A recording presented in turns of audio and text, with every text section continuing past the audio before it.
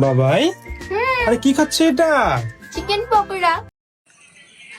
সত্যি সত্যি চিকেন পকোড়া ওটা? হ্যাঁ, তোমরা কি পাবলিককে বোকা বানাচ্ছ নাকি?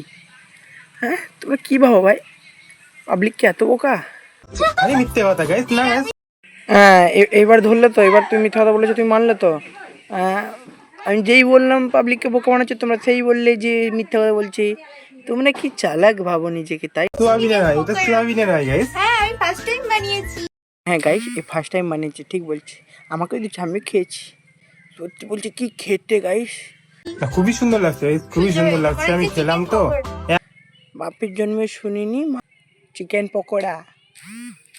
কখন আবার ডিমের চপ কে বলবে মাংস। कौन है ये लोग? कहाँ से आते हैं ये? একদম একদম চিকেনের মতোই লাগছে ওটা, মানে এত সুন্দর করে মশলাটা গেছে না ভিতরে, খুবই আমি সুন্দর লাগছে। বানিয়েছি গাইস। ওকে পুরস্কার দাও यार, পুরস্কার দাও। ও পুরস্কারের যোগ্য, ও নিজে বানিয়েছে, সোয়াবিনের কষা বানিয়েছে, ওটা হচ্ছে চিকেন পকোড়া।